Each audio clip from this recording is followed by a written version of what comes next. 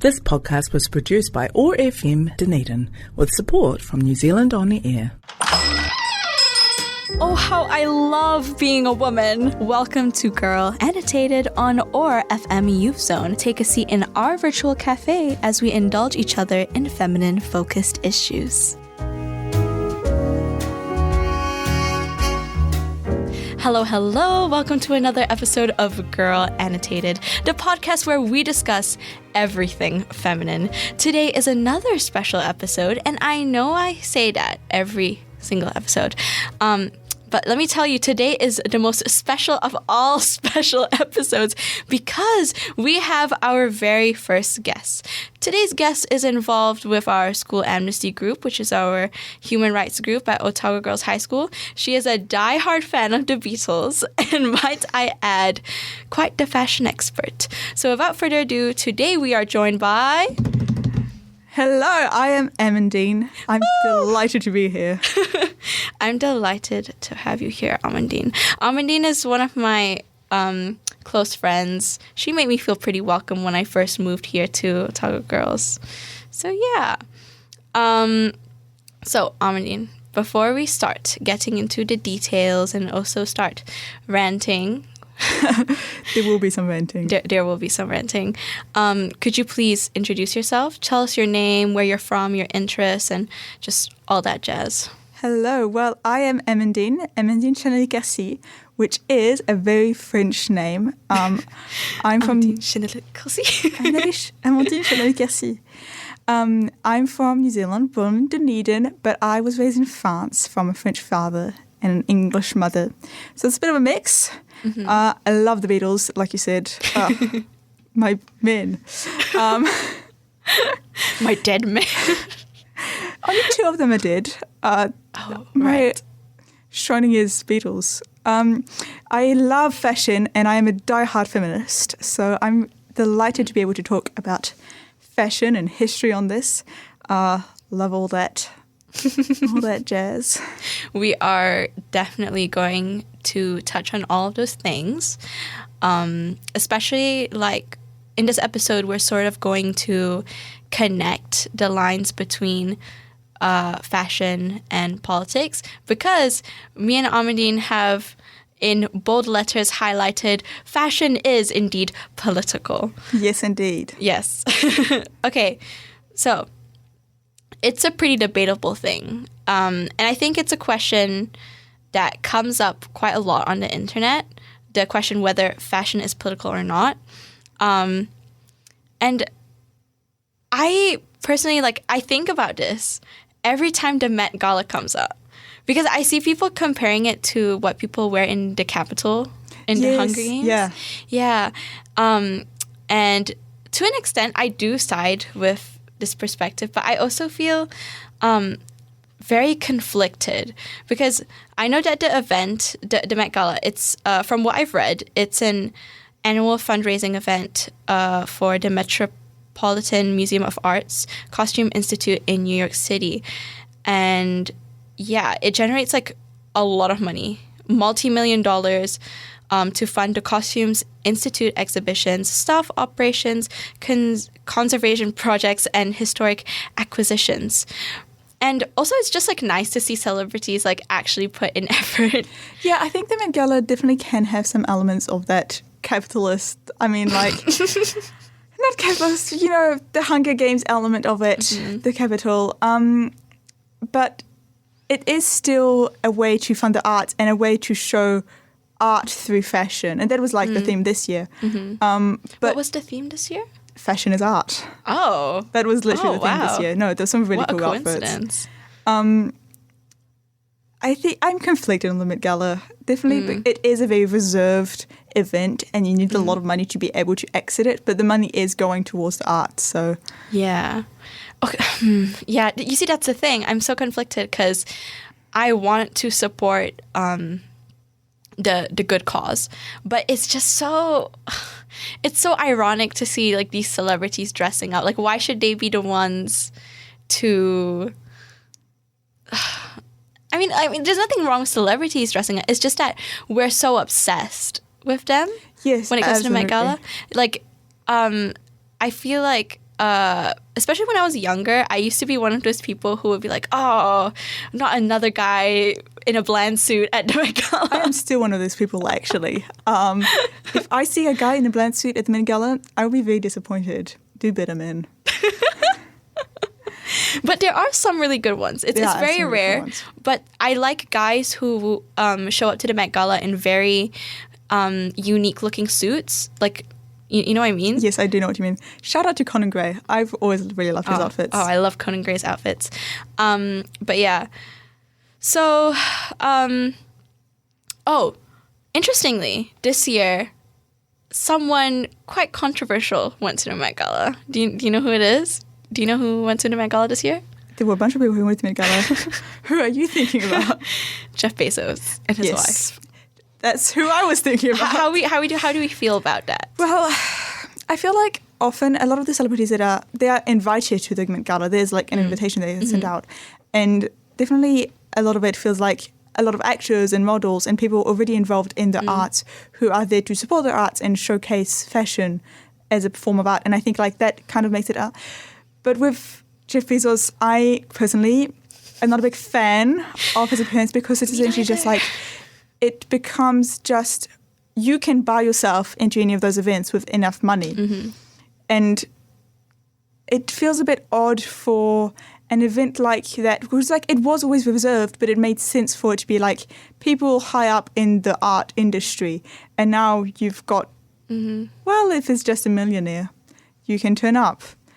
And that feels a bit odd because then it's like it is still a reserved event, but it's a reserved event if it's not reserved if you're rich enough, which is a bit of an odd one. Also, neither him nor his wife even had good outfits, so what's the point? Yeah. I can't even remember on the top of my head what they wore to the Met Gala. They were just invited because they were rich. But let me pose the question, like, okay, they're bad people, as we all know, but don't you think it's important for them to come to the Met Gala because they'll fund a lot of money? Like, yeah, I suppose that's true. Yeah. They will have more money to be able to give towards the event. Because don't you think that it's actually good for billionaires to be going to events like this so that they can actually share some of their money? I think it would be good if it was more open to, like, a poorer public. Poorer. I was just going to get into that. Millionaire. It would be fine if it was also available to everyone else, you know? But it's like, actually, no, it's only available to people if you're that rich. Then that becomes problematic because then it becomes an elitist event. But yeah, again, still the money is going to a good cause. But the money probably didn't come from a good cause. So yeah. So the money, I don't know. You have a point. You see, I saw a post online of people doing their own Met Gala. Oh. Yeah, for us peasants. For us peasants. The peasants Met Gala. But it was really interesting, and I saw a lot of like sustainable elements there and people actually making good outfits without having to pay that much. Because I feel like when it comes to the Met Gala, a lot of these outfits, of course, are designer outfits, right? Yeah. And often the outfits are just, it's the actor or business person or model's way of showing, hey, look, I can have a cool designer dress. And it's like, that's actually not an innovative dress in any way. But yeah. You know what? Now that I think about it, I feel like the one who should be getting credit for the outfits are the designers, not the celebrities. Absolutely. Yeah.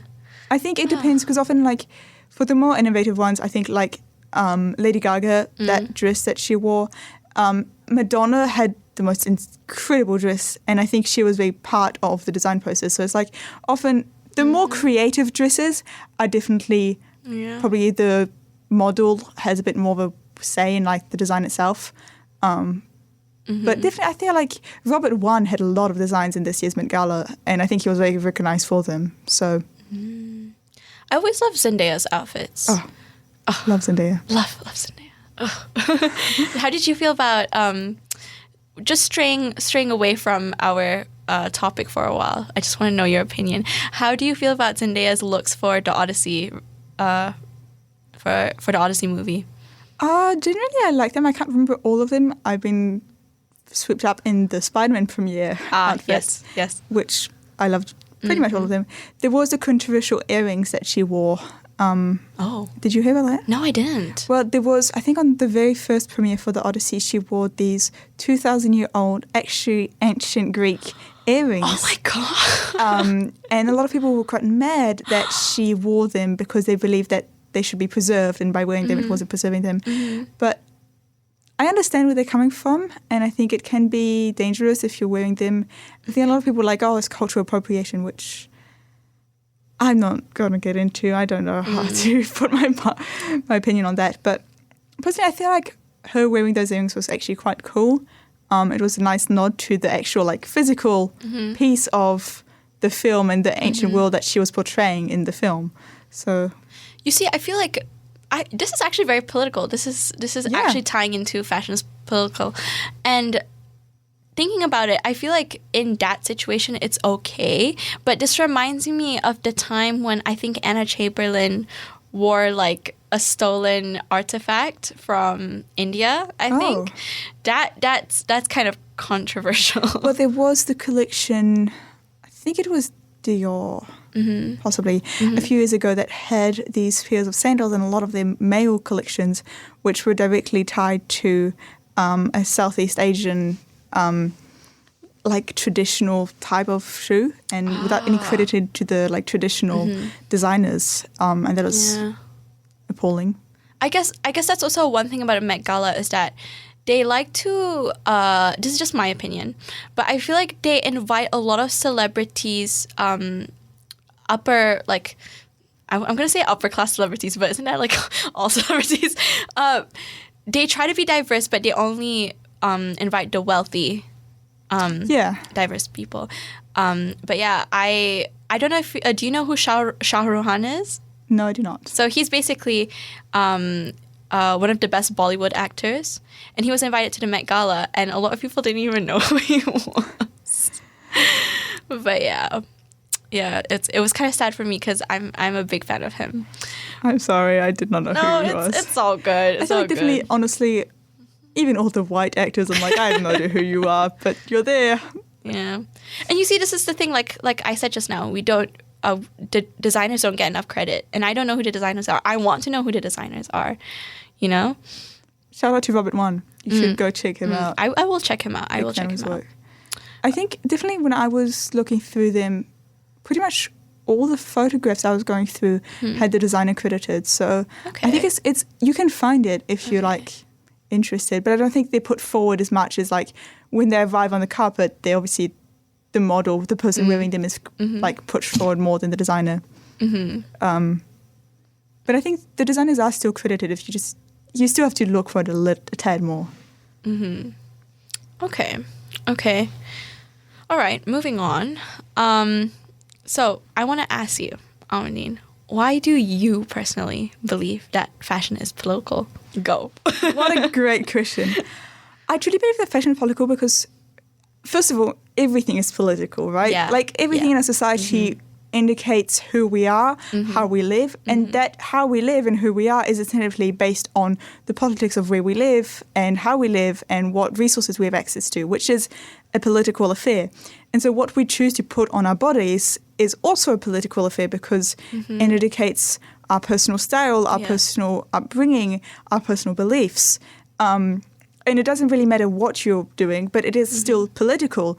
You're showing who you are. Yeah, no matter, even if you're not attempting to make a political statement, it is still a political statement in itself because whether you're wearing a hoodie or a crop top, it's still a message that is being sent out, which is political in a way. And I think, especially when it comes to fashion and women's fashion, the fact that throughout history, the entirety of history, fashion has been used to kind of control women's bodies and has really been used to affect the way that women portray themselves, and women are controlled through fashion and clothing. And so that's political as well, the way that women's rights are tied to the fashion they're worn and the restrictions that come with it. notably, corsets are a famous example. I'll probably talk more about corsets later.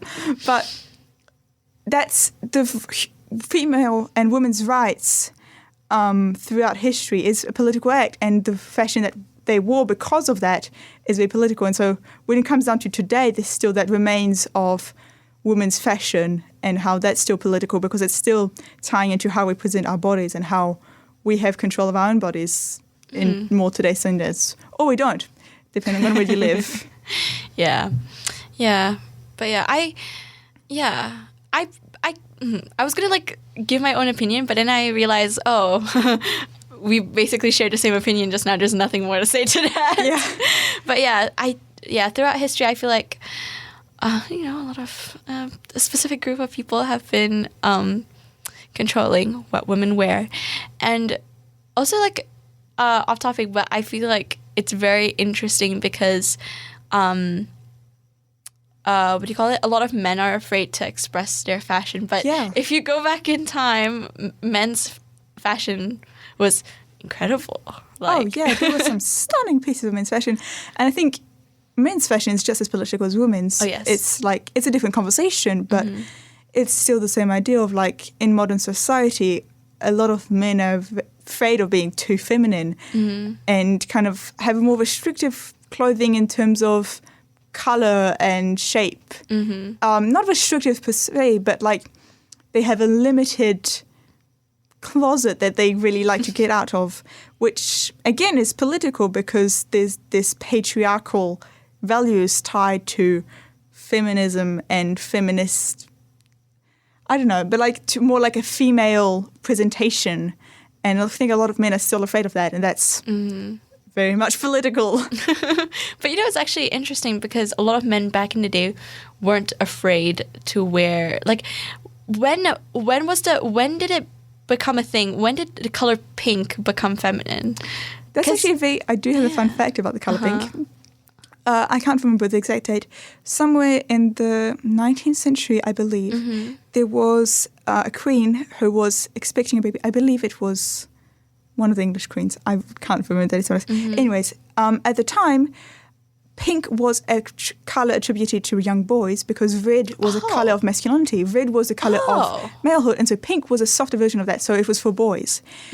And this queen was expecting, she's like, no, I absolutely have a boy. It has to be a boy. And they created all this baby room in pink for this little boy that came out. And then it turned out to be a girl. And they were like, well, let's just keep the colour. And then it's kind of that pivot. It was actually like an actual child that like pivoted that movement to be like, well, it's a girl that likes pink now. Moving on. Just like 360 change. And now, Wow, that's so interesting. But pink definitely used to be a boy's colour because of a softer version of red, which I assume, I don't know, blood, men. Blood, men. I think fighting, I don't know. Yeah, I think when you look at the colour red, like just looking at the wall behind you, the red wall behind you, red makes me angry. Gives me the sense to conquer. When you think of the Roman Empire, what colour do you think of? I actually think of probably purple, to be honest. Actually, okay. Yeah. Oh, wait, that does make sense because purple was a color reserved for the upper class, right? Yeah. Royalty. Color royalty. Wow, colors are also political. Colors are political. Yeah. Red and purple and... Oh, how do you feel about... I know that some people in the feminist movement don't like feminism being associated with pink, and they prefer feminism being associated with the color purple. What do you think about that? Well, obviously, like when you're looking at the suffragettes' colours were green and purple, which probably tied in a bit to that more recent movement. I think it's a bit silly to give that much power to a colour. Yeah. Especially like the colour pink in the more recent century has definitely been attributed to femininity and girlhood. And because femininity and girlhood has been associated as like weaker and less superior, the colour pink has been kind of had those bad, in quotation marks, allegations because it's like weaker or more feminine. And I think the feminist movement, probably some feminists believe that like a purple is a stronger colour to represent. I find that a bit silly, to be honest, because we can't give that much power to a colour. And I think the reclamation of pink in a way, which is kind of a silly sentence to say, but like, I think the purple, like, it's fine. I think I'm happy to use that if feminists want to use that for a feminist cause, but I don't think pink is altogether a worse color to use. Yeah. People, I know this is sort of like a silly topic to talk about because we're just talking about colors, but colors have a lot of... It's true. Everything is political. Colors are political. But you see, the thing is, I think pink, and when you think of pink, you think of girlhood, and a lot of people associate girlhood with being weak. Yeah. And I think I've told you, and I think I've told a lot of people about this, how I don't want my podcast to be demonizing femininity, because I think we should, like, I feel like feminists should be able to celebrate our own definitely side. I feel like by forcing people to use more purple instead of pink in a feminist movement, it's kind of like you're kind of contributing to that allegations that pink are worse, which is ridiculous. And I think it probably would be a bigger statement to stick with the color pink. And definitely, like, I love being feminine and I love wearing little pink dresses, but that doesn't mean that I'm any less strong and any less of a strong feminist because I dress femininely. And I think definitely in modern society there's kind of like been more of a shift to like dressing more masculine in a way to like empower yourself. I'm like, yes, if that does it for you too, absolutely. But just because I dress feminine doesn't mean that I'm less of a feminist, you know?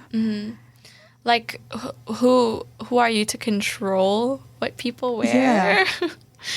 I think the relationship of femininity and the feminism movement is a very odd one, because you would assume that that the feminism movement would obviously like put forward femininity and like uplift it. But I feel like often a lot of time feminist women kind of tend to look at how they can make themselves more masculine to fit into the masculinity superior mold, which is a bit counterproductive in my opinion. And I think that's also because of the patriarchy and how back in the day feminists needed to move out of their shell, I suppose. So in order to be strong, they had to fit with that, fit into that masculine box. Do you know what I mean? I feel like particularly if you look into like 80s fashion, 80s fashion is really interesting because yes, there was the hyper popular, like, you know, the pop colors and the funky leotards, but a lot of 80s fashion in 80s fashion was like big blazers and suits, and women, that's because women started to enter the workforce so much more. And what did they do when they entered the workforce? They wore men's suits, because if you look even back to the 60s when women first started entering the workforce, there was no designated uniform for an office job like there were for men. Men wore a suit in the office. Women who started doing that, they didn't have that, and so they kind of tried to replicate the female version of a suit with, like, you know, neckties and stiff ties. And when you reached the 80s, they had, you know, big shoulder pads and big blazers, because it's like they were matching the suits that men wore in a professional workforce. And yeah, it's that same idea of like women matching what was looking professional for men to make themselves look professional. So matching men in that sense. That actually makes me really curious about something. But first of all, I wanted to ask, so you really like historical fashion, right? Yes, I do. In what era is your favorite? Personally, I love the 60s. 60s, okay. Because I was wondering about, because you mentioned 80s fashion. Yes. And interestingly enough, if I'm correct, I could be wrong, wasn't the 80s a time of conservative America? Because I think Ronald Reagan was elected as prime minister, and sort of like in film, every film and media, everything was sort of conservative. But you were talking about how 80s fashion is funky and how women were starting to wear. I think in kind of today's understanding of 80s fashion, it's a lot more like, you know, the colourful leotards and, you know, that kind of style. And I think that's kind of the modern idea and that of 80s fashion. Definitely from what I've seen, a lot of people, when they're like 80s themed parties, it's like, oh, it's so inaccurate. People just love slapping 80s fashion. They love slapping gym clothes in like neon colours. I'm like, yes, 80s. And I think that was like, yes, that style did exist in the 80s as well. But it was a bit probably more conservative. But like, to be perfectly honest, most of history was conservative. Uh-huh. Like, definitely like the 50s were like that. And like the 70s probably less so. But yeah, the 80s were a mixed period. Because it was also like the start of probably more common like TVs and media that was so easily accessible. That was kind of the start of that faster media access. And they were like, you know, the pop cultures of the time and the pop stars kind of had that more funky, colourful leotard fashion. And that kind of spread because of fast fashion. But like everyday fashion would probably be more conservative due to the political aspects of the time.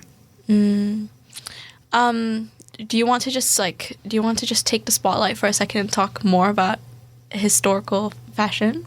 I would love to. Yeah. Before we get into our break, why don't I let you go on a tangent for a while? I'll just listen. Okay, I can do that. Give us a bit of a rundown on historical women's fashion. Right. So, like I said, like we've been saying throughout this, fashion is political. This will be the theme of the episode. Just like if you haven't noticed. But like, as I was mentioning early on, it's like the shape of the fashion and the fashion of the time is shaping how women's rights were shown. And the silhouette of that is a big thing because like the silhouette shapes over time. So personally, I love the 20th century and I focus mostly on the 50s, 60s, 70s period. That's my favorite era. But I have extended that through different things. But like prior to the 20th century, if you're looking probably mid-19th century, you have really big busts and you have really big hoop skirts, which were really inconvenient to wear. Hoop skirts, which were... Oh, like the inside of the skirt. Yes, like massive crinolines, which would really make skirts sometimes like enough that women could not walk through doorways sometimes. Like genuinely massive, especially like upper class because they just got more and more ridiculous. And you have the corsets, which... Ooh. Oh, wait. I have a question. Yes. Is it a myth that corsets were constraining, or is that actually true? So there were actually different types of corsets. So there were two main types. You had your kind of everyday corset, which acted as the modern bra. So definitely, and prior to the 19th century, I'd say, you had kind of stays, which were kind of like over the top of the bra, which were kind of like, it wasn't trying to shape the body, it was more trying to like, acting kind of as a binding agent to like secure your bras. It's like in more of the like sort of sports bra kind of way. And then the corset, as we think of, which is kind of more the 19th century corset, there were different types of bras depending on how much you wanted to shape your body. The everyday corset they would wear would not have been restrictive. I mean, it would have been restrictive physically probably, but it's not like it didn't actively affect the ability to breathe. You can wear corsets that were intended for everyday use and breathe perfectly fine, and it was meant as a support for the back and the bust and the chest. And that's what it was used for. It was used as the modern bra. Then you also had, definitely, you had shapewear corsets, which did actually... They did exist, that the ones that did restrict ribs and stop breathing and actively try to get the tiniest hourglass figure. But those were not worn every day. Those were worn by mostly upper class women in more elaborate parties. They weren't worn all the time every day. And a working woman would never have worn such constraining corsets that she could not breathe because it was awful and practical. So the modern everyday corset would have been perfectly fine to wear and probably gave you a much better posture because you had more support for your back as well. But yes, still, there were some corsets that existed which were constraining and possibly dangerous to an extent which some people may wear them, but not to the extent which I think modern understanding is of them. It was still fine to wear. It was the modern bra. So... corsets. Yes. Who introduced corsets? I actually don't know. I think it merged from the stays, as I was saying, which were kind of a style of corsets which they didn't mean to accentuate the bust, but it was kind of more to flatten it in a way to like keep it safe. I don't know. Keep it practical. And then that kind of evolved over time. I don't think there were like definitely like different designers who patented different models of corsets, but there wasn't someone who specifically invented the corset that we attribute. Not that I'm aware of. I could be wrong. Because that's kind of interesting because, correct me if I'm wrong, and this might be kind of a controversial take, but I do know that like some people and some women in the feminist movement do not like the idea of wearing bras, and they say this because the bras came from corsets and the corsets were constraining women. But I do personally like I don't see it as such a big deal, but maybe that's just because I don't understand where this is coming from. Because yes, bras are, they feel uncomfortable, but isn't the point of a bra just to constrain? I don't know, why are we talking about bras? Or the point of bras just to sort of like well, I think I definitely understand where a lot of feminists come from this point of view, and I actually, to a degree, I do hold this idea as well. Okay. Because I don't think that corsets were inherently constrictive. They weren't dangerous. But it was the social ideology of the time that you had to wear a corset. You could not leave the house without wearing a corset. And that is the idea of the social dictating that you had to wear this thing to be socially acceptable, which I believe is constraining on a social way. And that is just meaning feminism. But why was it, sorry, just another question. Why was it unacceptable for women to not wear corsets outside of the house? Because it was just the way that the fashion was of the time, and it was like the socially acceptable fashion to wear. And if you look at it in modern times, it's still wildly socially unacceptable for someone to not wear a bra. Like, if most people would agree that it is socially unacceptable to go out without a bra, like, it's still that standing. It's just like it was more intense in prior years because they didn't have the feminist movement. It's just like the social expectations were so high. It wasn't like, it was just the social expectation you had to follow everyone else. And that was what one of the things they had to do was wear a corset. And the bras, they'd come from that idea. And for a very long time, they were still in that idea that you had to wear a bra to be socially accepted. And I think that is why I agree with some feminists, because it's like inherently the bra itself is not restraining and it's not concerning. Yeah, because but it's the fact that there's still that social expectation tied to it, and anything that a woman has to wear, that is restrictive because of the social ideology attached to it. But I don't think it's a piece of fashion, the clothing item itself. You know what I mean? Yeah. What do you call it? Because that's what I find interesting, because the invention itself is not constraining. And what I really appreciate is a lot of women these days. I know a lot of brands where women have created more comfortable bras for the modern use. And also because, like, personally, because I'm a woman of faith, right? Because I have my own religion, I personally like dressing modestly. So a bra is inherently like a really important piece of clothing that I use.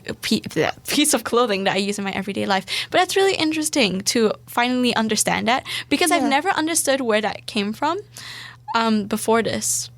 I completely understand why, like, to you that would be an important part, but for me, it's less like, if a woman wants to wear a bra, there's absolutely no problem with that. If a woman wants to wear a corset in the modern day, sure, go for it. But it's the social expectation that, it's still socially accepted and like socially expected for women to wear a bra, and that I find restrictive, because it's still inherently controlling what women wear indirectly, even though that is changing, I think, in modern times. But yeah. So, Amandine, I think we talked about this before, but if you were given a chance to live in any historical era, what era would you live in? Well, that's difficult, because I would choose the 60s. Mm-hmm. That was probably more towards the late 60s because it was still coming off the 50s and women's rights in the 50s. Less good. Did you want to explain that? Well, okay. I would love to, actually. So, definitely, I feel like I am a 60s fashion, 60s general music fanatic. But it's really hard for me because it's like that whole movement is from, one of the reasons I love it so much is because of the second wave of feminism that came from that, which leading off from the 50s, which is quite a weird time for, I think, women and women's rights because it comes off, again, the 50s, off from the Second World War where women were encouraged to work and sustain households and workplaces and forces, and then men come back and they go back to being housewives and mothers, and I think it becomes harder for them to sustain that life after knowing that they are capable of working in a workforce, which is where the 60s feminism come from. That whole movement is reflected in fashion as well because you look at the 50s and it's very hourglass shapes and little poodle skirts and little fluffy bows, it's that like high heels.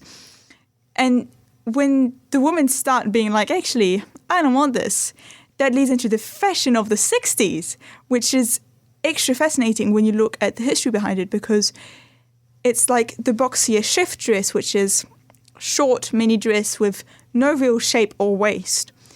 That comes off from the rebellion of the 50s when that very constrictive, like hourglass shape and poodle skirts, And so the 60s fashion, one of the reasons I love it so much is because it's that movement of away from that constricting silhouette into a more freeform one, and also the shortening of the skirts, which was seen as scandalous at the time because it's like, actually, women can have complete control of their bodies and can wear the skirts as short as they want and still remain in control. And I think that's one of the biggest things, like incredibly short skirts, but it's not in a way that is always sexual. It's just in a way that they are showing that they have control over their own bodies. Okay. And that's my mini rant about 60s. That's what I find very interesting because I think the 50s was definitely such an awful time for women. And, there's like a housewife, like this propaganda, like art from that time. Very interesting. Especially because how a lot of women right now are embracing the trad wife aesthetic. It's sad when you look at that, and it's the lack of education around the consequences of that aesthetic. Yeah. Aesthetic in quotation marks. Because it's kind of ironic because you're not a trad wife, because if you're making trad wife content, you're making money out of it. You know what I mean? So why are you spreading this baloney when you are making money from doing it? Like that's a job. Being an influencer is a job. But what I wanted to say was actually I personally really like some of the fashion from the 50s. Yeah. And that's because I like it from a modern lens. Like if I were to wear that fashion today, I'm not being forced to wear that. Yeah. But for women who are wearing that in the 50s, they're being forced to wear.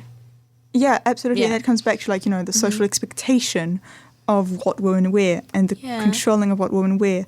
And nowadays, we have such freedom of what style we want to wear.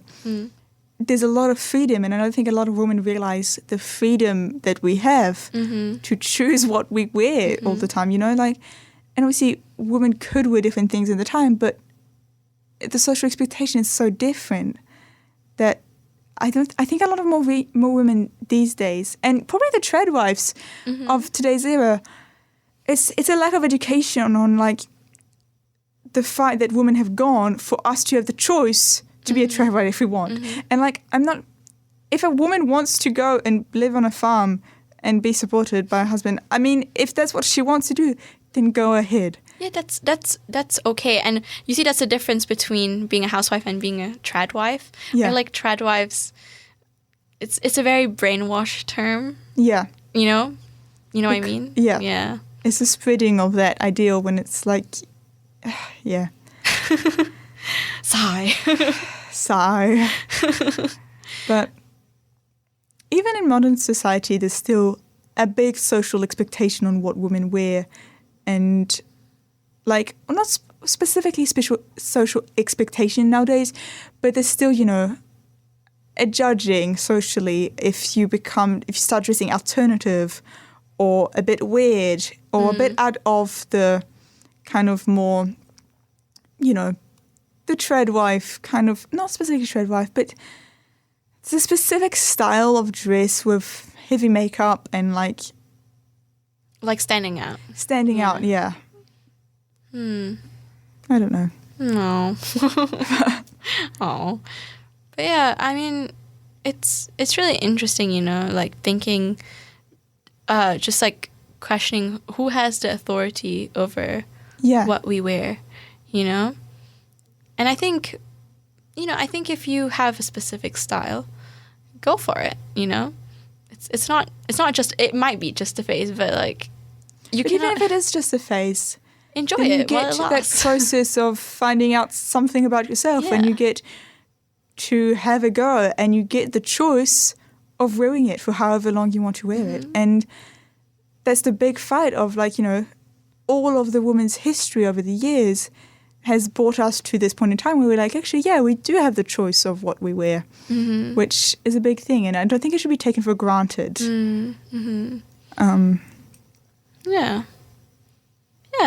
Yeah, that's really interesting. But yeah, you said your favorite fashion was it 60s? 60s. I don't. Okay, so my favorite, like, not my favorite historical fashion, I wouldn't wear this in everyday life. I'd love to.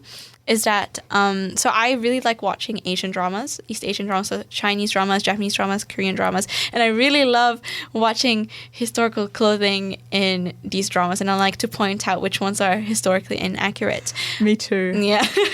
But I personally really love what you call hanfu, which is what Chinese women would wear. And according to the different periods in the Chinese dynasties, they were very different. And my favorite was from the Tang Dynasty. Let me just show you. I think I have a photo here of Tang Dynasty hanfus, but they're these very beautiful, colorful, flowy dresses. That's beautiful. Yes, and what I loved about Tang Dynasty fashion was that the makeup was actually very bold at this time. So they would like add these like. So do you know how Mycenaean makeup looks like? Yes, I think so. Yeah. So you know how they have like the red dots? Yeah. It's something very similar to that, but with like red flowers. Oh, that's they so would put cute. it on their face, and I was like, oh, bring that back. Why did we stop dressing like this? I love creative fashion and makeup. I know. I love creative makeup. But yeah, I think it's just really interesting to see the way fashion has evolved throughout time, both in the Western world and also like throughout the world. Yeah. Definitely for me, I have more of a Western lens onto it because I've grown up in more of a Western culture. But the whole world and the whole fashion of the world is very interesting, and I think definitely the way that's been shaped by emerging cultures as well. Yeah. It's actually very interesting because I think I read something about I read this article online about how so there's this type of cloth that I wear in my culture and in Indonesian culture. So in Malaysia, Indonesia, and Southeast Asia, we have this cloth called batik, and it's this very unique cloth, and you can it's like handmade. And so when the Dutch came, the Dutch tried to industrialize this. They tried to mass produce batik, but it didn't work because they printed the patterns rather than hand making them. So they didn't like it, and they had this like a lot of waste of this fabric, and they shipped it to somewhere in Africa, and the African people really liked the style, so they adopted it and they made it their own. That's awesome. Yeah. That's very cool. Yeah, I thought it was kind of interesting. I do not remember the specific details about it, but yeah, I think that's pretty cool. And I think sort of like shifting onto modern fashion before we end our conversation, I like to shift our conversation from historical to modern fashion because I'm really interested to hear your views on micro trends and fast fashion, if you will. Well, God, fast fashion is probably one of the biggest concerns of the moment. I mean, like of this modern era, because it's just the problems caused by it sustainably and in a matter of human rights. It's really something that I think a lot more people need to bring awareness to. Definitely. And God, even just like there's been proven like scientifically that we have enough clothing on this earth to clothe, I think, the next 4 generations without producing any more clothing. Are you serious? I am serious. Whoa. And yet you still have the fast fashion trying to, like it's exploiting horrific people in horrific conditions to give back to, the current trend of the moment for Western culture. And leaning into that, it's such a horrific act because it's actively exploiting people to create more waste that will probably get worn twice. And I am one of the biggest advocacies for thrifting. Yes. Me too. I don't thrift that much, but whenever I have the chance, I love to thrift clothes. And I used to work at a thrift shop, and it's actually really interesting because when I used to work there, we used to have a lot of clothes from Shein. Wow. Yeah, there's right now, I think a lot of thrift shops have been starting to collect a lot of fast fashion, which is insane. If you do see fast fashion in an op shop, that is still ethical to buy because at least you're reusing it. It's being produced and it's now in an op shop. You might as well try and give it some life. But it's just crazy to think that because when you go to a thrift shop, you see you try to find like these vintage pieces, right? But you're finding a lot of fast fashion, so it just shows how fast the fashion is. It's awful. It's awful. And even the textile waste is such a big problem. If you look at the pollution that is caused by fabric itself, it like dyes and like alcohol dyes in like polluting rivers throughout Asia and Africa is awful. And the way that... I never really thought about that part of it. Huh. And also just now off screen, me and Amandine were talking about how a lot of women in these countries are being exploited. Yeah. The ones who are creating the fast fashion. Yeah. Yeah. It's definitely still a feminist issue because not only, I think, are unfortunately women probably more likely to buy this fast fashion because of just the way that it's aimed, but also because of the women exploited. There's so many women work in horrific conditions for this. Not just women, but like little girls in factories. And we have to be really aware that we're very privileged in our position to be talking on a podcast about this. And we can choose to just avoid it if we close our eyes. But we should not. It's still very much an issue. Yeah. We use, recycle. What's the third R? Reuse, recycle... Repair? Is it? I feel like it's something else. Recycle, in case. Go to your op shops. Any other advice about sustainable fashion or? Make your own clothes.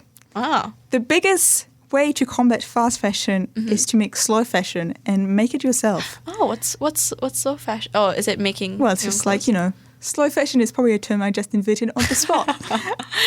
I thought it was an actual thing. No, that's just me. I'm glad it portrayed itself as a slogan. Maybe it should be a slogan. But go buy some fabric. Buy some old clothes from an op shop. Get the fabric and make yourself something. That's slow fashion. Yeah, I really admire people who are really good at textiles and people who are really good at sewing clothes.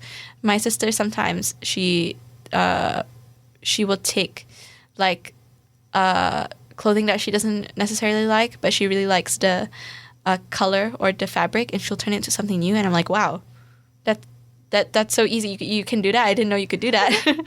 But yeah, maybe I should start learning how to sew. You should. Yeah. Do you know how to sew?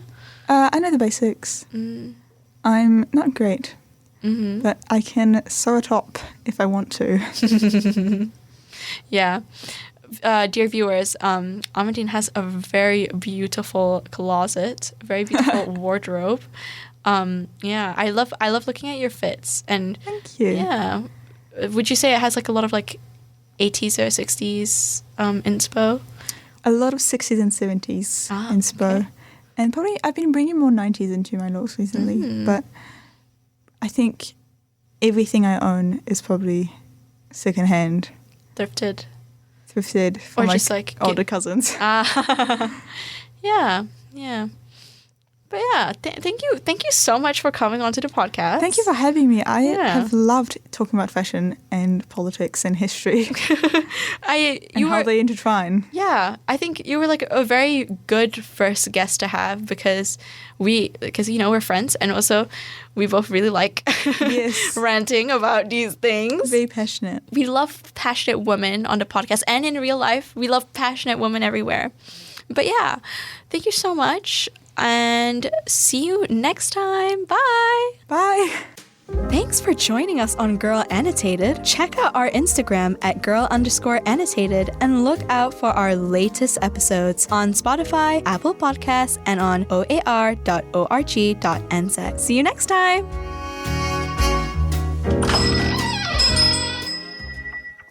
This podcast was produced by OAR FM Dunedin with support from New Zealand On the Air.